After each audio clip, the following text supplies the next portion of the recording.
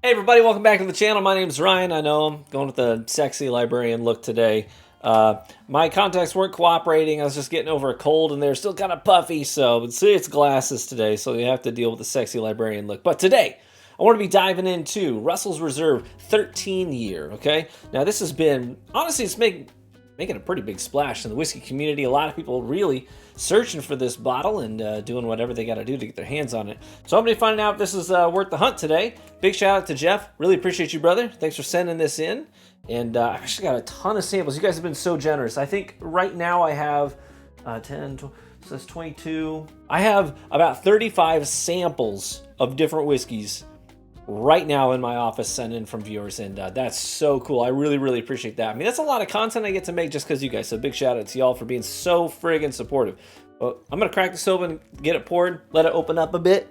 But let's talk about Russell's Reserve 13. So the Russell's lineup's nothing new. You know, we're familiar with Wild Turkey and you know, the Russell family, and they've been doing the Russell's Reserve line for a while now. There's rye, there's bourbon, there's 10 year, there's you know, single barrel, all that stuff. And they recently, I think it was 2022, was when they added officially the 13-year offering into the mix. And the 13-year age statement isn't unique to them either.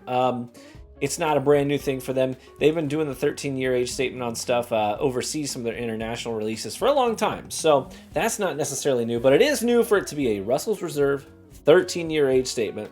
And one of the things I think is a kicker here is there's this sort of rule of thumb in the industry where, well, not in the industry, rather, as consumers. One of the rules of thumb is you don't want to pay too much more than $10 per year on the age statement. That has a lot to do with the value of the product. So if it's 4-year whiskey, you probably shouldn't be paying 60 to 80 bucks for it unless it's highly finished in something, you know what I mean? So for this to be a 13-year age stated product, you would probably assume, especially from a legacy distiller like Wild Turkey, that, I mean, that's like $130 to $150 probably. Well, the MSRP for this bottle is actually just $100. That's it. It's $100. So in terms of value on paper, I mean, this is a steal. So the only other question there is, well, does it taste good? Because if it tastes good, that's a heckin' good value, and that's what we're going to find out today. Now, one of the things I do like about this product on paper as well is the proof point. So it's 114.8, so it's not like heavily diluted at all. This is going to carry some good robustness to it. So here we go. Let's get started on this. Man, I mean, already on the nose, this smells mature, right? It smells like an old damp warehouse, seasoned oak. Some of that allspice in there too. But it's like there's two sides of the coin. There's that mature tannic oak richness to it, but then on the flip side of that, there's also sweet. Think of blackberries come to mind on the nose, like a nice raspberry or blackberry and whipped cream. That's a wonderful sort of push-pull there between mature, seasoned, rich, dark, and then fruity and sweet on the other side of it. I like that. All right, let's try it. Cheers. Oh man, even on the palate, there's a great duality there. Right up front, you get the sweet cream, that blackberry and raspberry note we were getting. And then later in the palate and then into the finish, that's when those sort of dusty barrel funk, seasoned, mature oak notes come in and the allspice comes around there. The finish hangs on for a little bit, and it's all that sort of holiday spices that I'm thinking about, almost like coffee cake, you know, like the strudel on top of a coffee cake. Savory, spicy. On the finish, there's even like a sort of a graham cracker note in there too. That's seriously good. It's not overly complex, right? It's two sides of a coin, but they are in perfect balance. Nothing here is going to be revolutionary or new. It is just exceptionally well executed. That tastes like a bourbon that is deserving of that 13-year age statement on the bottle for sure. Love that. It's been a couple of minutes. Gone back in for a sip here and there. And as it continues to sit in the back of my palate, the finish starts to come a little bit more alive too. And a lot of times there's whiskeys where you sort of, your palate gets calibrated and the finish doesn't taste as prominent later in your sips as it did on your first couple of sips. This one is not like that. I feel like the palate is kind of opening up a little bit more. The finish, rather. The finish is opening up a little bit more the more I sip it, the more I hang on to it.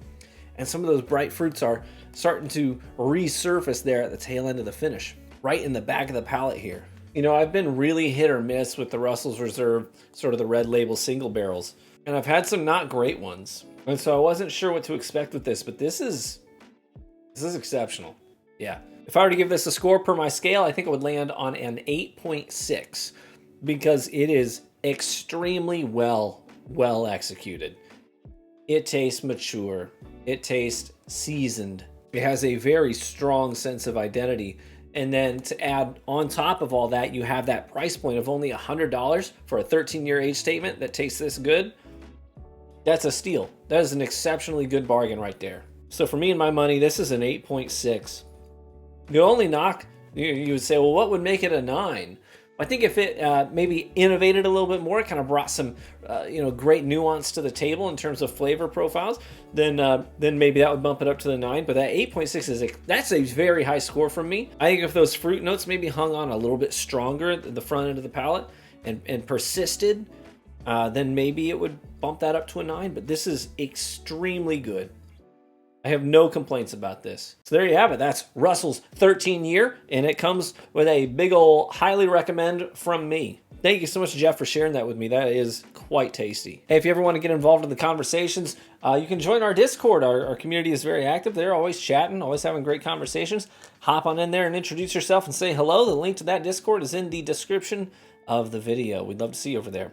And a big shout out to my Patreon supporters who help fund these bottles for me to pick up. I got a few bottles on the way right now, actually, because of your generosity and your support. So thank you so much. I really, really appreciate it. Feel free to join the Patreon or check it out. You can join for as little as $1 a month. And the link to that is in the description as well. So cheers, my friends. May you live richly. You get better with age. And I hope to catch you in the next one. Bye-bye.